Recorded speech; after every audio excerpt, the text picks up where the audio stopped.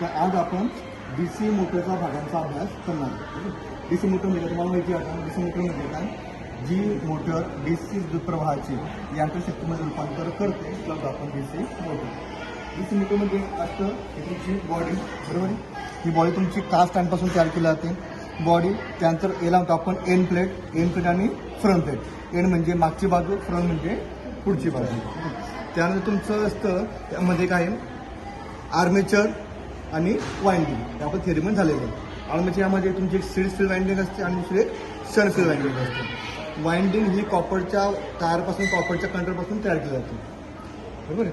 त्यानुसार पाठ तुमचा कोर तुमचा सिलिकॉन स्टीलपासून तयार केला जातो. कोर बघा तुम्हाला या साईडला तुम्हाला दिसत, आता हे आतमध्ये आपल्याला दिसत नाही, तुम्हाला हे नंतर दाखवतो, बरोबर आहे. पहिलं body, end plate, front plate, त्यानंतर आहे तुमचा आर्मेचर, त्यानंतर वाइंडिंग. त्यानंतर ह्यामध्ये आर्मेचरमध्ये बघा ह्या साईडला असं तुमचे ब्रश असतात, दिसते हा ब्रश आहे आणि हे दोन ब्रश तुमचे असतात. आर्मेचर ज्या फिरतं, आर्मेचर फिरताना आर्मेचरमध्ये निर्माण झाला विद्युत प्रवाह या ब्रश मार्फत या ठिकाणी गोळा केला जातो, बरोबर.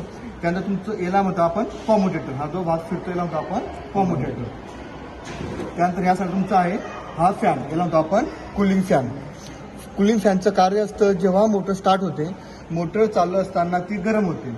ती मोटर गरम झाल्यानंतर ती थंड करणे गरजेचं असते. त्यासाठी ह्याच मोटरच्या शाफ्टवरती आपण फॅन बसून तो फॅनसुद्धा फिरतो आणि आपली मोटर थंड होते, म्हणून आपण याला म्हणतो कूलिंग फॅन.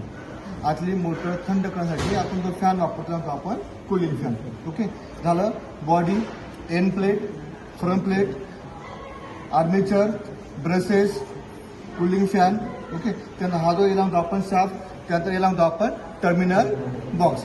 आता DC कंपाऊंड मोटर आहे म्हणून या ठिकाणी 1 2 3 4 5 6 टर्मिनल या ठिकाणी आपले आलेले. ओके, आता या ठिकाणी आपण ही मोटर पॅक. आता आर्मेचर कसं असतं बघा. DC मोटरमध्ये आर्मेचर सेम ह्या टाईपचा असतो. आता हा जो आर्मेचर घेतला आपण हा आहे मिक्सरचा आर्मेचर आपला, बरोबर. मिक्सरच्या मोटरमध्ये सुद्धा आर्मेचर असतो. मिक्सरची मोटर ही युनिव्हर्सल मोटर असते, ती AC आणि DC वरती सुद्धा चालते. तर DC मोटरचा आर्मेचर आणि हा आर्मेचर सेम असतो. आता मग ह्या आर्मेचरमध्ये काय काय बघा तुम्हाला दाखवतोय. हा जो दिसतोय हा रॉड, याला म्हणतो आपण शाफ्टिंग, ही आणि ही, बरोबर आहे. याला म्हणतो आपण शाफ्टिंग. शाफ्टिंग नंतर हा तुमचा आहे कूलिंग फॅन. तुम्हाला जसं मग दाखवतो त्याप्रमाणे हा कूलिंग फॅन आहे. जेव्हा आर्मेचर फिरतो ते हा फॅनसुद्धा फिरतो. फॅन फिरल्यामुळे जी हवा तयार होते, हवेमुळे आपला आर्मेचर आणि आपली मोटर वाइंडिंग थंड राहते. त्यानंतर हे तुमचा आहे कोर आहे. हा जो कोर असतो, हा कोर आपला सिलिकॉन स्टीलपासून तयार केला जातो.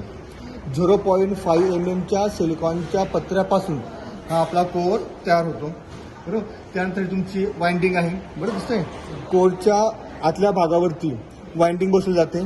सेम आपली अशी वाइंडिंग आपल्या मोटरमध्ये केलेली असते, याला म्हणतो आपण वाइंडिंग. ओके, त्यानंतर हा जो पुढचा भाग आहे याला म्हणतो आपण कॉम्युटेटर. हा जो पुढचा जो भाग दिसतो याला म्हणतो आपण कॉम्युटेटर. म्हणजे आर्मेचर वाइंडिंगचे सर्व टोकं ह्या कॉम्प्रेसिव्ह जोडलेले असतात.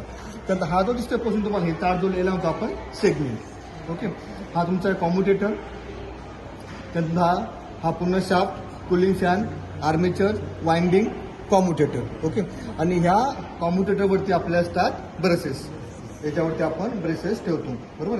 म्हणजे यातला आर्मेचर फिरताना जो करंट तयार होतो तो ह्या आर्मेचरमध्ये तयार होतो आणि आर्मेचरपासून आपण ब्रशच्या सहाय्याने आपण करंट घेतो किंवा आपण त्याला करंट देतो. मोटर असेल तर देतो आणि जनरेटर असेल तर आपण करंट घेतो.